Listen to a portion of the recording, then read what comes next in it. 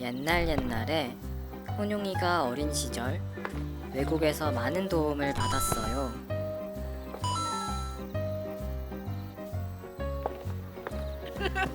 여러 번 도움을 받으면서 혼용이는 다짐했답니다. 나도 나중에 커서 성공하면 이렇게 도움 준 사람이 꼭 될 거야. 시간이 흘러 성공한 어른이 된 혼용이. 혼용이는 옛날 했던 다짐을 잊지 않았답니다.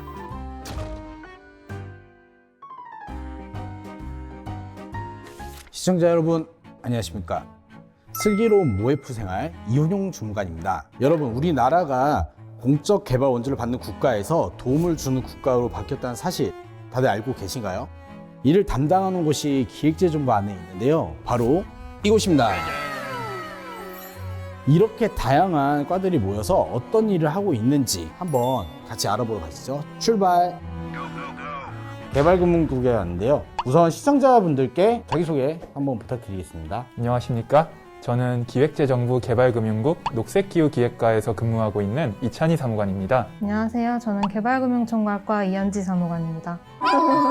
개발금융국에는 개발금융총괄과가 국제기후과, 개발전략과가, 개발사업과, 녹색기후과 뭐 이렇게 과가 다양하게 있는데, 개발금융국이라는 곳은 어떤 일을 하는 곳인지 한번 설명 부탁드릴까요? 우리나라의 경우 한국전쟁 이후에 현재 세계 GDP 규모 10위권의 경제대국으로 성장한 배경에는 국제사회의 공적개발 원조 ODA가 큰 역할을 담당하였습니다. ODA는 크게 수원국 정부와의 양자간 협력과 국제기구를 통한 다자간 협력으로 나누어집니다. 양자간 협력의 경우 수원국 정부에게 대가 없이 무상으로 제공되는 무상원조와 시중보다 낮은 이율로 장기간 빌려주는 차관의 형태를 갖는 유상원조로 나누어집니다.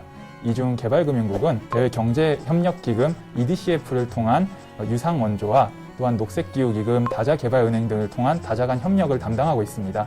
저희 개발금융국은 개발도상국을 대상으로 ODA를 주관하는 과입니다. 우리나라는 ODA 수원국에서 공여국으로 전환한 대표적인 성공 사례입니다. 근데 이거 과가 엄청나게 많은 것 같아요. 거기 과마다 뭐 특성이 있나요? 하고 있는 일이 어떤 건지.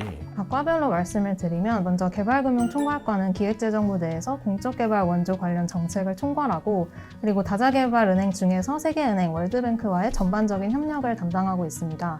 그리고 국제기구과는 아시아개발은행, 미주개발은행, 아프리카개발은행, 중미경제통합은행, 유럽도움개발은행, 그리고 아시아인프라투자은행까지 이렇게 지역별 다자개발은행과의 협력 사업을 진행합니다.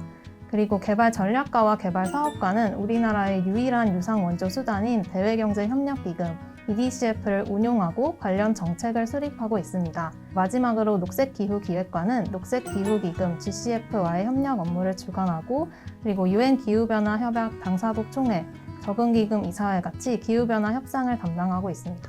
녹색기후기획과라는 이름을 보니까 환경 관련된 건데, ODA를 주관하는 개발금융국에 있는 이유가 어떤 걸까요? 많이들 해주시는 질문인데요. 녹색기후기획과는 우리나라가 본부를 두고 있는 녹색기후기금의 관련 업무를 총괄하고 있으며, 기후변화 관련 재무당국 간 대외협력, 기타 기후 관련 국제기구들과의 다자간 협의체 업무를 담당하고 있습니다. 이런 국제협력 업무는 개발도상국의 기후변화 대응 사업을 지원하고 그린 뉴딜과 같이 우리나라의 정책 경험을 같이 공유하는 등 다양한 형태로 이루어지기 때문에 기획재정부 개발금융국에서 해당 업무를 담당하고 있습니다. 여기서 잠깐 이제 좀 짚고 넘어갈 부분이 있는 것 같은데, 개발도상국하고 경제협력 관계를 구축하는 이유는 어떤 이유 때문에 이걸 하는 거예요? 그 이유로는 가장 먼저 국제사회의 일원으로서 개도국의 경제사회 발전을 지원하기 위해서입니다.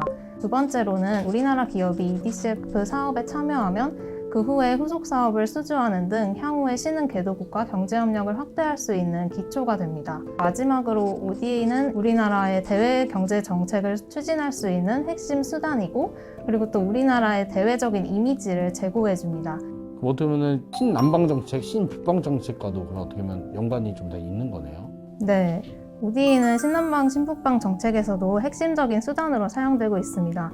먼저 이제 베트남, 캄보디아, 필리핀, 방글라데시 같은 신남방 국가는 EDCF 승인 실적 최상위 국가에 해당할 만큼 EDCF의 중요한 협력 지역입니다. 신남방 정책의 핵심 국가인 인도와는 9차례의 정책 협의를 통해서 최초로 EDCF 사업 승인을 추진하고 있습니다. 그리고 신북방 국가의 경우에는 우즈베키스탄이랑은 보건의료 그리고 공공인프라 분야 협력을 확대하기 위해서 올해 1월 EDCF 지원 한도를 10억 불로 2배 증액하였습니다. 그리고 우크라이나, 타지키스탄 같은 신규 중점 지원 국가는 새로운 공여 협정을 체결하고 후속 사업을 발굴하는 등 앞으로 신북방 협력 저변을 확대하기 위해서 노력하고 있습니다. 그다음에 올해 개발금융국이 가장 힘썼던 사업 또는 정책은 어떤 게 있었나요? 우선 상반기에 제일 큰 행사로는 저희 P4G 서울 정상회의가 개최되었습니다. 개발금융국에서는 개도국 그리고 선진국과 저희 그린뉴딜 정책 경험을 공유하는 계기가 되었습니다. 또한 하반기에 가장 큰 행사로는 이제 얼마 전에 영국에서 개최되었던 COP26이 있습니다. 저희는 개도국 기후변화 대응 사업의 기술 지원과 또한 능력 배양을 지원하기 위해서 UN 기후변화 협약 사무국과 약 30억 원 규모의 MOU를 체결하기도 하였고요. 또한 GCF 4기 이사진 수임을 해당 국제회의에서 확정짓기도 했습니다. 네, 오늘은 개발도상국을 돕고 다자개발은행과 다자협력을 주관하는 개발금융국의 이야기를 들어봤습니다. 개발도상국에서 선진국의 반열에 오른 유일한 국가인 우리나라, 대한민국. 국제사회에서 우리나라의 위치가 더 견고해졌으면 좋겠다는 생각도 듭니다. 그럼 이만 여기서 안녕.